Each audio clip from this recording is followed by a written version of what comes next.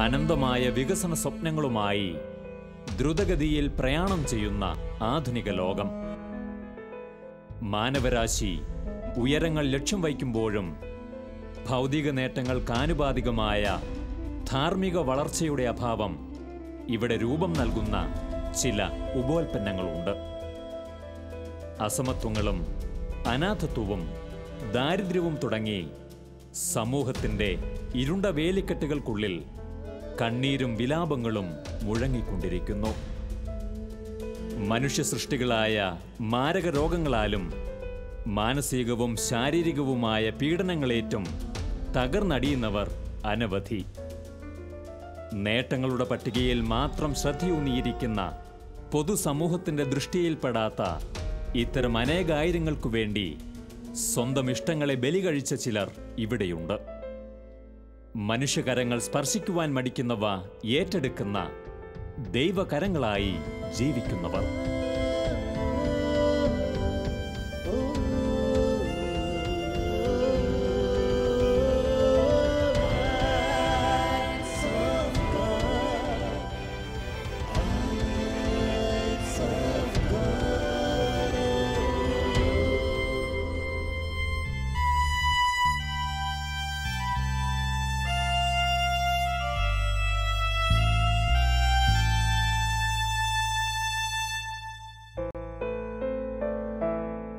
ആയിരത്തി 550 ഇറ്റലിയിൽ ജനിച്ച് തീഷ്ണമായ മാനസാന്തര അനുഭവത്തിലൂടെ ദൈവത്താൽ നയിക്കപ്പെട്ട് ആശുപത്രിയുടെയും ചികിത്സകരുടെയും പ്രത്യേക മധ്യസ്ഥനായി തീർന്ന വിശുദ്ധനാണ് വിശുദ്ധ കമില്ലസ്. പിൽക്കാലത്ത് തീഷ്ണമായ ദൈവാനുഭവത്തിൻ്റെ വക്താവായി തീർന്ന അദ്ദേഹത്തിൻ്റെ ചെറുപ്പകാലം കുത്തഴിഞ്ഞതായിരുന്നു. കമില്ലസ് ജനിക്കുമ്പോൾ തന്നെ 50 വയസ്സ് പ്രായമുണ്ടായിരുന്ന അമ്മ അദ്ദേഹത്തിൻ്റെ 7-ാം വയസ്സിൽ അന്തരിച്ചതോടെ കുടുംബത്തോടുള്ള ബന്ധം തന്നെ നഷ്ടപ്പെട്ട അദ്ദേഹം 16-ാം വയസ്സിൽ പട്ടാള സേവനത്തിന് ചേർന്നു. അദ്ദേഹത്തിൻ്റെ ചെറുപ്പത്തിൽ അതിശയകരമായൊരു സ്വപ്നം ആ അമ്മ കണ്ടിരുന്നു. യുവാവായ തൻ്റെ പുത്രൻ ചില സുഹൃത്തുക്കൾക്കൊപ്പം നെഞ്ചിൽ വലിയ കുരിശടയാളത്തോടുകൂടിയ വസ്ത്രം ധരിച്ചിരിക്കുന്നതായിരുന്നു അത്. ഏതാനും വർഷത്തെ മിലിറ്ററി സേവനത്തിനു ശേഷം കപ്പൂച്ചിൻ സന്യാസഭവനത്തിൽ ജോലിക്കാരനായി എത്തിയ കമില്ലസിന് അവിടെ വച്ച് മാനസാന്തരമുണ്ടാവുകയും കപ്പൂച്ചിൻ സഭയിൽ ചേരുവാൻ ആഗ്രഹിക്കുകയും ചെയ്തു.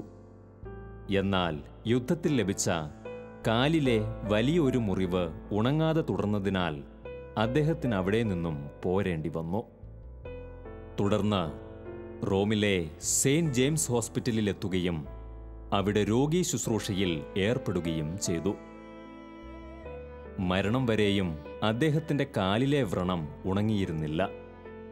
പിന്നീട് യുദ്ധഭൂമിയിലെ രോഗീ ശുശ്രൂഷയിൽ ശ്രദ്ധ കേന്ദ്രീകരിച്ച കമില്ലസും കൂട്ടുകാരും തങ്ങളുടെ ഔദ്യോഗിക വേഷത്തിൻ്റെ ഭാഗമായി നെഞ്ചിൽ വലിയ കുരിശടയാളം സ്വീകരിച്ചു. വളരെ പിന്നീട് ആരംഭിച്ച റെഡ് ക്രോസ് സൊസൈറ്റിയുടെ പ്രാരംഭ പതിപ്പായിരുന്നു ആ സമൂഹം. അവരിൽ നിന്നും പ്രചോദനം ഉൾക്കൊണ്ടാണ് റെഡ് ക്രോസ് സൊസൈറ്റി രൂപപ്പെട്ടതും. 1586 ഈ സമൂഹത്തിന് സഭ ഔദ്യോഗിക അംഗീകാരം നൽകിയതോടെ നിസ്വാർത്ഥവും അപകടകരവുമായ രോഗീ ശുശ്രൂഷയുടെ പ്രതിനിധികളായി ഈ സമൂഹം മാറി.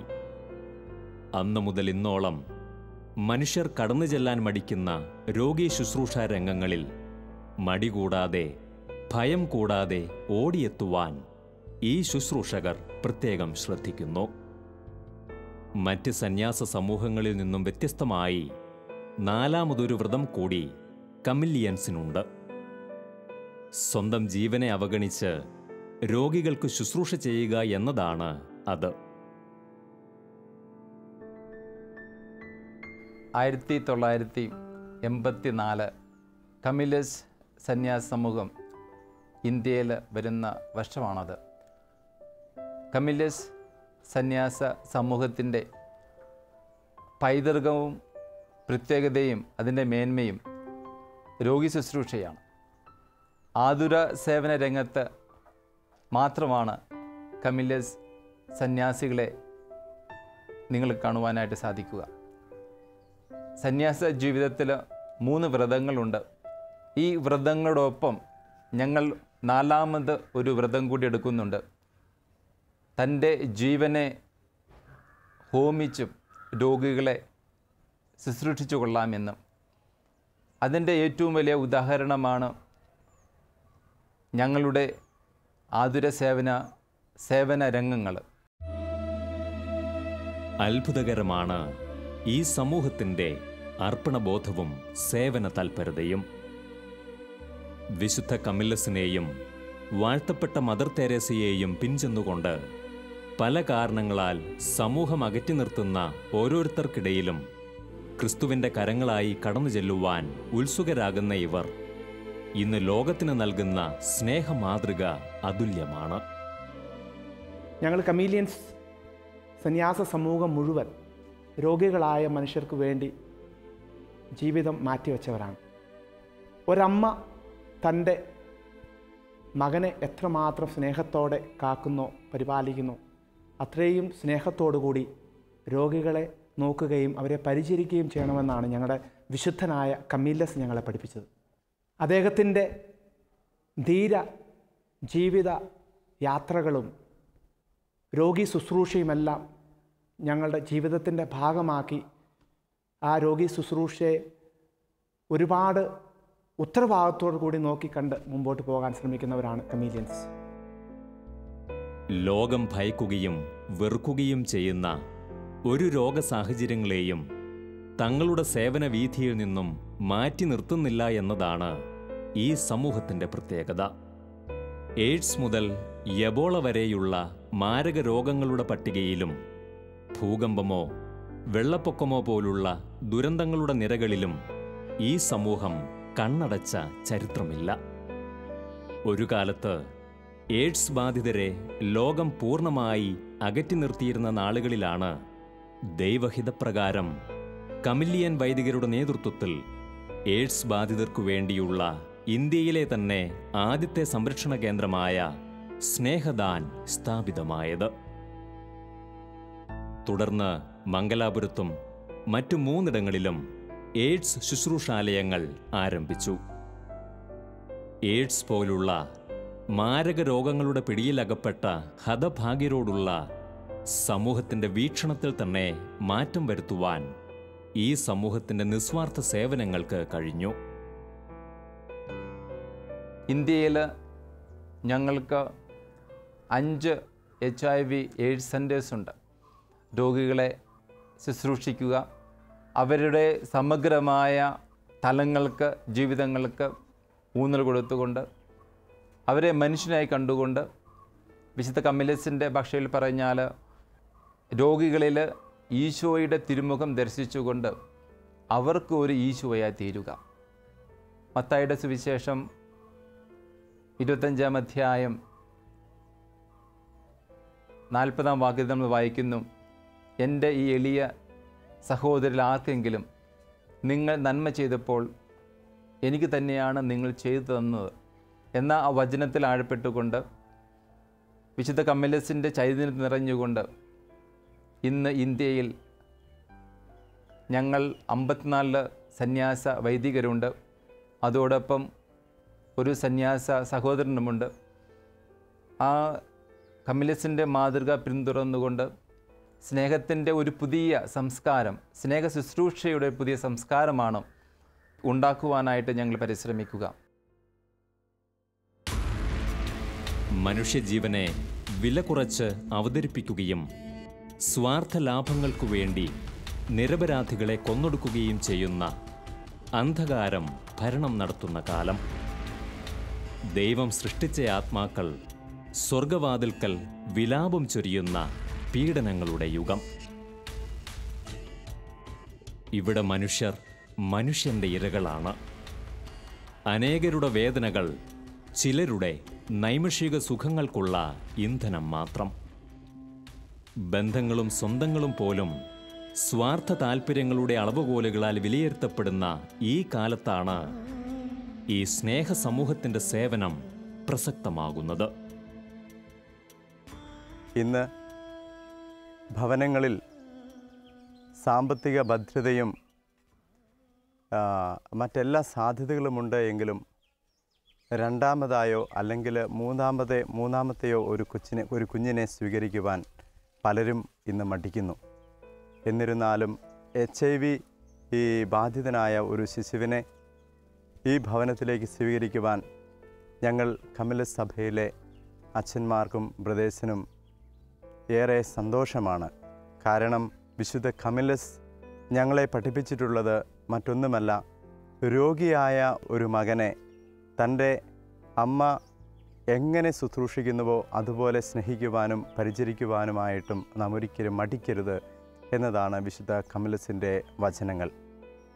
ഞാൻ ഓർക്കുന്നു, ഞാനൊരിക്കൽ ആശുപത്രിയിൽ പോയപ്പോൾ HIV ബാധിതയായ ഒരു കുഞ്ഞിനെ കാണുവാനിടയായി. മിസ്രിയ എന്നു പേരുള്ള അവൾക്ക് കളിക്കുവാനായി കളിപ്പാട്ടങ്ങളായി ആ ആശുപത്രി കിടക്കയിൽ ഞാൻ കണ്ടത് IV ബോട്ടിലുകളും അതുപോലെ കൈപ്പേറിയ മരുന്ന് കുപ്പികളുമൊക്കെ മാത്രമായിരുന്നു. അവളെ കുളിപ്പിക്കുവാനായോ അല്ലെങ്കിൽ അവശ്യ സമയത്ത് ഭക്ഷണം വാരി കൊടുക്കുവാനായോ അവളുടെ കൂടെ മറ്റാരുമില്ലായിരുന്നു. ആ കുട്ടിയെയും കൂട്ടി സ്നേഹസദനിലേക്ക് കടന്നു വന്നതിന് ശേഷം ഈ കഴിഞ്ഞ 6 വർഷത്തിന് ശേഷം അവളെ ഞാനിവിടെ തിരികെ വന്നപ്പോൾ കാണുവാനായിട്ട് ഇടയായപ്പോൾ അവൾ ഒരു മിടുക്കിയായി ഈ സ്കൂളിൽ പോകുന്ന അവസ്ഥ കണ്ടപ്പോൾ ദൈവത്തിന് എങ്ങനെ നന്ദി പറയണം എന്ന് തന്നെ ഞാൻ ഓർത്തുപോയി. അതുപോലെ ഇതുപോലെയുള്ള അനേകം കഥകളാണ് ഈ ഓരോ കുട്ടികളുടെയും പിന്നിലുള്ളത്. ആധുനിക വൈദ്യശാസ്ത്രത്തിനു മുന്നിൽ പരിഹാരമില്ലാത്ത മഹാമാരിയല്ല ഇന്ന് എയ്ഡ്സ് എന്ന രോഗം. ഒരിക്കൽ അപരിഹാര്യമെന്ന് വിലയിരുത്തപ്പെട്ട ഈ ഇരുണ്ട രാക്ഷസൻ ദൈവികമായ നിസ്വാർത്ഥ സ്നേഹത്തിനു മുന്നിൽ ഒരു പരിധിവരെ കീഴടങ്ങിയിരിക്കുന്നു എന്നു വേണം പറയുവാൻ. പലപ്പോഴും അവസാന ഘട്ടങ്ങളിലാണ് രോഗികൾ ഇവിടെ എത്തിച്ചേരുന്നത് എന്നതിനാലാണ് ഒരു തിരിച്ചുപോക്ക് അസാധ്യമായി മാറുന്നത്. എങ്കിലും തങ്ങളുടെ ഹൃദയങ്ങളിൽ ദൈവം നിറച്ച സ്നേഹം പകർന്നു നൽകി ആ ആത്മാക്കളെ സമാധാനത്തിൽ യാത്രയാക്കുവാൻ ഇവർക്ക് കഴിയുന്നു. സ്വന്തക്കാരും ബന്ധുക്കളും പോലും വെറുത്തുപേക്ഷിക്കുന്ന കടുത്ത രോഗാവസ്ഥകളിൽ പോലും മനുഷ്യാത്മാക്കളെ ഏറ്റവും സ്നേഹത്തോടെ കൈനീട്ടി സ്വീകരിക്കുന്ന ഈ ശുശ്രൂഷകർ മുറിവിൽ തേൻ പുരട്ടുന്ന തങ്ങളുടെ സ്പർശനങ്ങളിലൂടെ ആത്മാക്കൾക്ക് സാന്ത്വനമേകുന്നു. ഒരുപാട് മനുഷ്യർക്ക് ഒരു ആശ്വാസമായിട്ട് മാറാൻ ഞങ്ങൾക്ക് കഴിയുന്നുണ്ട്, കമീലിയൻസിന് കഴിയുന്നുണ്ട് ഇന്നത്തെ ഈ ലോകത്തിൽ.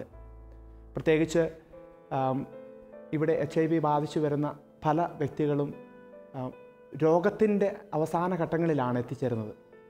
അതുകൊണ്ട് തന്നെ അവർ പലപ്പോഴും രോഗശയ്യയിലാണ്. അവർ രാവിലെ മുതലുള്ള ഞങ്ങളുടെ ഒരുപാട് പേരുടെ പ്രയത്നങ്ങൾ, ഇവരോടുള്ള സംസാരങ്ങൾ, ഇവരുടെ എല്ലാവിധത്തിലുള്ള കാര്യങ്ങളും നോക്കിക്കണ്ട് ഈ വ്യക്തികളെ ദൈവത്തിന് ഇഷ്ടപ്പെട്ട വ്യക്തികളാണ് അവർ. മറ്റു മനുഷ്യർ, അവരുടെ സുഹൃത്തുക്കളും ബന്ധുമിത്രാദികളൊക്കെ അവരെ ഉപേക്ഷിച്ചാലും അവർ ദൈവത്തിന് മുമ്പിൽ എല്ലാവരെയും പോലെയാണ്, സമാനരാണ് എന്നുള്ള ഒരൊറ്റ ചിന്ത. they all have dignity. അവർക്ക് എല്ലാവർക്കും നല്ല അന്തസ്സുള്ള ഡിഗ്നിറ്റിയുള്ള മനുഷ്യരാണ് എന്ന രീതിയിൽ നമ്മൾ അവരെ നോക്കി കാണുകയാണ്. എല്ലാ മനുഷ്യരെയും ഒരുപോലെ ഒരു അംബ്രല്ലയിൽ ഒരേ വിധത്തിൽ നോക്കിക്കണ്ട് അവരെ ശുശ്രൂഷ ചെയ്യുന്ന ഒരു സന്യാസ സമൂഹം ആണ് ഞങ്ങളുടേത്. ഈ സമൂഹത്തിൻ്റെ സേവനവും സ്നേഹത്തിൽ അധിഷ്ഠിതമായ മനോഭാവവും ഇന്ന് ഏറെ അംഗീകരിക്കപ്പെടുന്നു. പരിശുദ്ധാത്മാവിൻ്റെ പ്രത്യേക സാന്നിധ്യശക്തിയാൽ തീക്ഷ്ണമായ ഇടപെടലുകളോടെ തങ്ങളെ ദൈവം ഭരമേൽപ്പിച്ച ഉദ്യമങ്ങളിൽ ഇവർ വ്യാപൃതരായപ്പോൾ അത് അത്ഭുതങ്ങൾക്ക് കാരണമായി മാറി.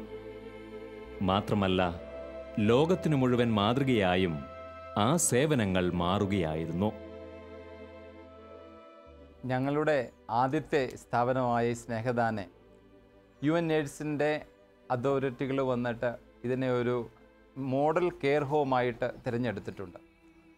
അതോടൊപ്പം തന്നെ ഞങ്ങളുടെ ഈ കെയറിംഗ് മോഡൽ കർണാടക ഗവൺമെൻറ്റും അതിനെ അപ്രിഷ്യേറ്റ് ചെയ്ത് ഇപ്പോൾ സ്നേഹദാൻ സെൻറ്ററിനെ കർണാടക ഗവൺമെൻറ്റിൻ്റെ ഒരു ലേണിംഗ് സൈറ്റായിട്ട് പ്രഖ്യാപിച്ചിരിക്കുകയാണ്. അപ്പോൾ അതോടൊപ്പം തന്നെ ഇവിടെ ഈ കർണാടകയിൽ മറ്റ് 38 സെൻറ്റേഴ്സുണ്ട്. ഈ 38 സെൻറ്റേഴ്സിനെ എല്ലാവരെയും കോർഡിനേറ്റ് ചെയ്യുന്നത് ഇപ്പോൾ സ്നേഹദാൻ സെൻറ്ററാണ്. അതോടൊപ്പം ഈ സ്നേഹദാനിൽ വന്നിട്ട് ഒത്തിരി ആൾക്കാർ, ഇന്ത്യയിൽ ഇപ്പോൾ ഉള്ള പല സ്ഥാപനങ്ങളിലെയും വ്യക്തികൾ, ഈ HIV ഫീൽഡിൽ വർക്ക് ചെയ്യുന്ന വ്യക്തികൾ ഇവിടെയെല്ലാം സ്നേഹദാനിൽ നിന്ന് ട്രെയിനിങ് ലഭിച്ചു പോയിട്ടുള്ളവരാണ്. പൂർണ്ണ വിമുക്തി സാധ്യമല്ലാത്തതും ഒരു പരിധിവരെ ഇന്നും സമൂഹം ആശങ്കയോടെ വീക്ഷിക്കുന്നതുമായ ഒരു രോഗം. ഇതിനടിമപ്പെടുന്ന അവസ്ഥ ഏറെ നിരാശാജനകമാണ്. സ്വാഭാവികമായി ചിന്തിച്ചാൽ വ്യക്തിപരമായി അതിജീവനം സാധ്യമല്ലാത്ത സാഹചര്യമാണ് ഇന്നുമുള്ളത്. താൻ രോഗബാധിതനാണ് എന്ന തിരിച്ചറിവ് ഒരുവനെ നയിക്കുന്നത് അഗാധമായ നിരാശയിലേക്കാവാം. അതിനാൽ തന്നെ നിസ്വാർത്ഥ സ്നേഹത്തിൽ അധിഷ്ഠിതമായ ഒരു ശുശ്രൂഷ ഇവിടെ ഏറെ മാറ്റങ്ങൾക്ക് കാരണമായി. ആദ്യഘട്ടം ഏറെക്കുറെ വിജയത്തിലേക്കെത്തിയപ്പോൾ ഈ ദൈവിക ശുശ്രൂഷകരുടെ മുന്നിൽ ചോദ്യചിഹ്നമായി മാറിയത് അനവധിയായ കുഞ്ഞുങ്ങളായിരുന്നു. അനാഥരും ആലംബഹീനരും ഭാവി ഇരുളടഞ്ഞവരുമായ ഏറെ കുഞ്ഞുങ്ങൾ. ഞങ്ങൾ 2008 കൂടിയാണ് ഈ HIV ബാധിച്ച മക്കളെ നോക്കുവാൻ തുടങ്ങിയത്. കാരണം എന്താണെന്ന് ചോദിച്ചു കഴിഞ്ഞാൽ HIV ബാധിച്ച മുതിർന്നവരുടെ നമ്പറൊക്കെ കുറച്ച് കുറഞ്ഞ് ഞങ്ങളുടെ പ്രവർത്തനങ്ങൾ വഴിയായിട്ട് കുറച്ച് കുറഞ്ഞപ്പോൾ HIV ബാധിച്ച മക്കൾ ഒരുപാട്, അതുപോലെ തന്നെ ഈ കാരണവന്മാരുടെ അസുഖങ്ങൾ കൊണ്ട് അവർ മരിച്ചു പോയപ്പോൾ മക്കൾ ഒരുപാട് അനാഥരായി. ഇങ്ങനെ അനാഥരായ മക്കളെ നോക്കേണ്ട ഒരു ആവശ്യകത വന്നപ്പോഴാണ് ഞങ്ങൾ സ്നേഹ കെയർ ഹോം എന്ന് പറയുന്ന സ്ഥാപനം സ്റ്റാർട്ട് ചെയ്ത്. ആ സ്നേഹ കെയർ ഹോം HIV ബാധിച്ച മക്കളെ നോക്കുന്ന ഒരു സ്ഥാപനമാണ്. ഈ സ്ഥാപനത്തിൽ ഒരുപാട് മക്കൾ, കാരണവന്മാരില്ലാത്തവർ, കുറേ കുട്ടികൾ, ഒരു മാതാപിതാക്കൾ ഒരാൾ നഷ്ടപ്പെട്ടു പോയവർ, അതുപോലെ തന്നെ മറ്റ് കുടുംബ ബന്ധുക്കൾ മാത്രമുള്ള കുറേ കുട്ടികൾ, ഇങ്ങനെയുള്ള പല വിധത്തിലുള്ള കുട്ടികൾ ഞങ്ങളുടെ ഈ സ്ഥാപനത്തിലുണ്ട്. അപ്പോൾ ഇവർക്കെല്ലാം വേണ്ടത് ഒരു മാതാപിതാക്കളുടെ ഒരു സാമീപ്യം ലഭിക്കാതെ പോയ മക്കൾക്ക് അവരുടെ മാതാപിതാക്കളുടെ ഒരു സാമീപ്യം നൽകുക, സ്നേഹം ലഭിക്കാതെ പോയ മക്കൾക്ക് സ്നേഹം നൽകുക, അതുപോലെ തന്നെ നന്നായിട്ടൊന്ന് ജീവിതത്തിൽ സന്തോഷമായിട്ട് ജീവിക്കുവാനും സന്തോഷം അനുഭവിക്കുവാനോ കഴിയാതെ പോയ മക്കൾക്ക് ഞങ്ങളുടെ എല്ലാ സാമീപ്യം വഴിയായിട്ട്, പ്രവർത്തനങ്ങൾ വഴിയായിട്ട്, അച്ഛന്മാരും സിസ്റ്റേഴ്സും അതുപോലുള്ള ഒരുപാട് വ്യക്തികൾ ഇവിടെ കടന്നു വരുന്നവരുടെയൊക്കെ സാമീപ്യം വഴിയായിട്ട് ഈ കുട്ടികൾക്കൊക്കെ സന്തോഷം പകർന്നു നൽകുവാനും ഞങ്ങൾക്ക് സാധിക്കുന്നുണ്ട്. അതാണ് ഞങ്ങളുടെ പ്രവർത്തനത്തിൻ്റെ ഒരു വിജയം എന്ന് പറയുന്നത്. മറ്റുള്ളവർക്ക് നമുക്ക് സന്തോഷം നൽകാൻ സാധിക്കുന്നില്ലെങ്കിൽ നമുക്ക് നമ്മുടെ പ്രവർത്തനം വിജയിച്ചു എന്ന് നമുക്ക് പറയാൻ കഴിയില്ല.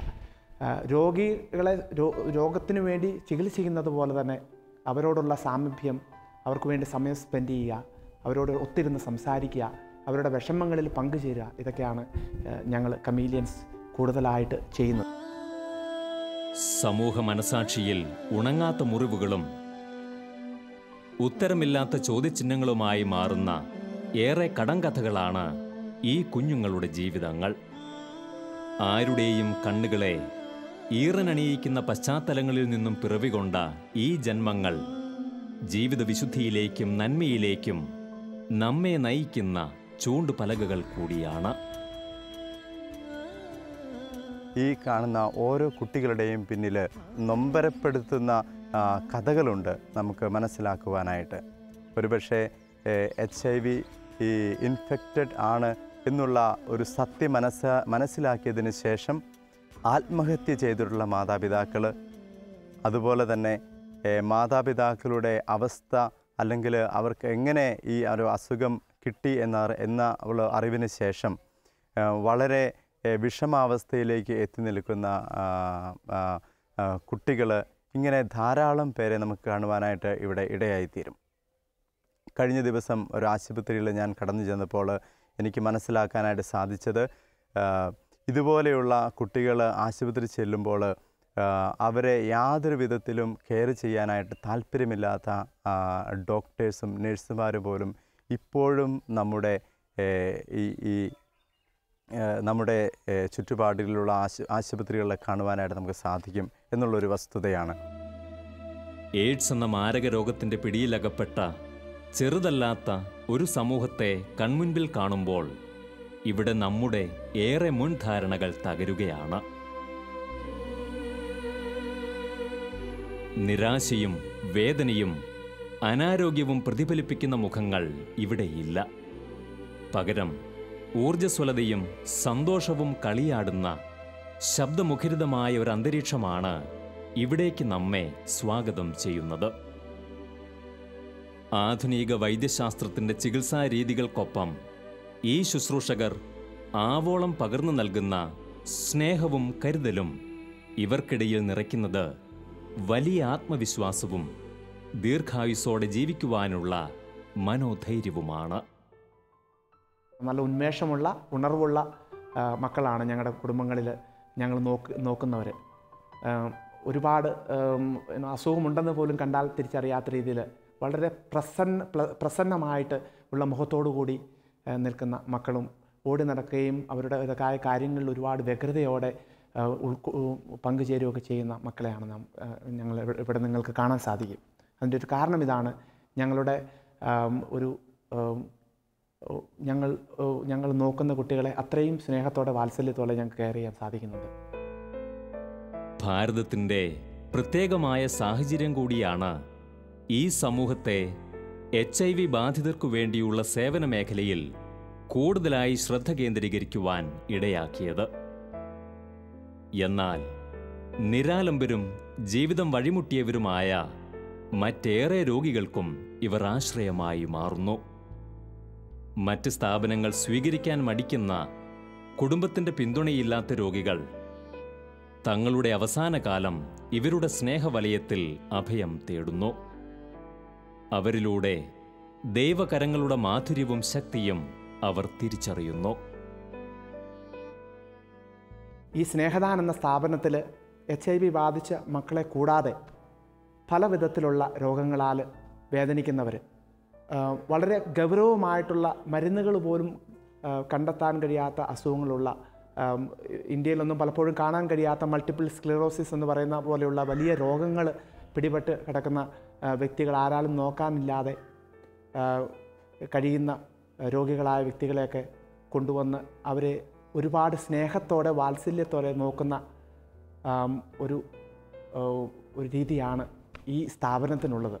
അതുകൊണ്ട് ഈ സ്ഥാപനത്തിൻ്റെ ഭാഗമായി തീരാൻ കഴിഞ്ഞ ഒരു ഭാഗ്യമായിട്ട് ഞാൻ കരുതുകയാണ്. വളരെ ചെറുതാണ് ഈ സമൂഹം. ഇന്ത്യൻ പ്രൊവിൻസിന് കീഴിൽ കേവലം 55 അംഗങ്ങൾ മാത്രം.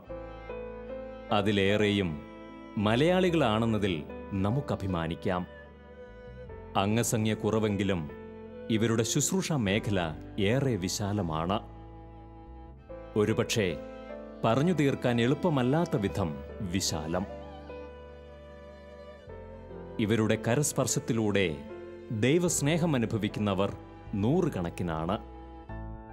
ആ സ്നേഹസ്പർശത്തിന് രാജ്യത്തിൻ്റെയോ വർണ്ണവർഗങ്ങളുടെയോ അതിർവരമ്പുകളില്ല. കമില്യൻ ടാസ്ക് ഫോഴ്സ് എന്ന ഈ ശുശ്രൂഷകരുടെ സന്നദ്ധ സേവാ സംഘടന ലോകമെങ്ങുമുള്ള എല്ലാ ദുരന്തബാധിത മേഖലകളിലും സേവനത്തിനായി പാഞ്ഞെത്തുന്നു.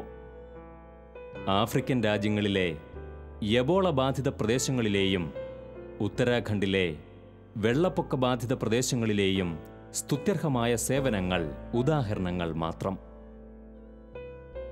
പരിമിതമായ വരുമാനം സ്വദേശത്തു നിന്ന് തന്നെ കണ്ടെത്തിക്കൊണ്ട് പൂർണ്ണമായ ദൈവാശ്രയ ബോധത്തോടെ മുന്നേറുന്ന ഇവർ തങ്ങളടക്കമുള്ള ശുശ്രൂഷകർ പലപ്പോഴും അകാരണമായും ഗൂഢലക്ഷ്യങ്ങളോടെയും വിമർശിക്കപ്പെടുകയും തെറ്റിദ്ധരിപ്പിക്കപ്പെടുകയും ചെയ്യുന്നതിൽ ദുഃഖിതരാണ്.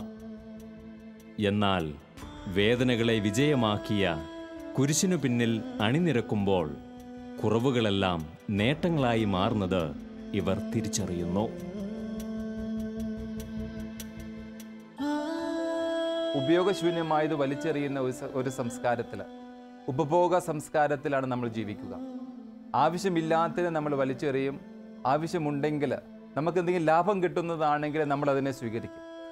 അങ്ങനെ ഒരു സമൂഹത്തിലാണ് ഞങ്ങളും നിങ്ങളും ജീവിക്കുന്നത്. പക്ഷേ ഞങ്ങളെ സംബന്ധിച്ചിടത്തോളം ചെയ്യാൻ പറ്റുന്ന നന്മ മറ്റുള്ളവർക്ക് വേണ്ടി ചെയ്യുക, തങ്ങളുടെ കഴിവുകൾ, കിട്ടിയിരിക്കുന്ന കൃപകൾ, വിശുദ്ധ കമ്മിലസിൻ്റെ വാക്കുകളിലൂടെ പറയുകയാണെങ്കിൽ വിശുദ്ധ കമ്മിലസിനുണ്ടായിരുന്ന എല്ലാ വേദനകളും ദൈവത്തിൻ്റെ കൃപാവരമായി കണ്ട വ്യക്തിയായിരുന്നു. അപ്പോൾ ഞങ്ങൾക്കുള്ള എല്ലാ ബുദ്ധിമുട്ടുകളും സമൂഹത്തിൽ നിന്നുള്ള അവരുടെ ഒറ്റപ്പെടുത്തലുകളും എല്ലാം തന്നെ ദൈവത്തിൻ്റെ കൃപാവരങ്ങളായി കരുതിക്കൊണ്ടാണ് ഞങ്ങൾ മുന്നേറുക. അപ്പോൾ ഇത് തന്നെയാണ് ഞങ്ങളെ മുന്നോട്ട് നയിക്കുന്ന ശരിയായിട്ടുള്ള ഒരു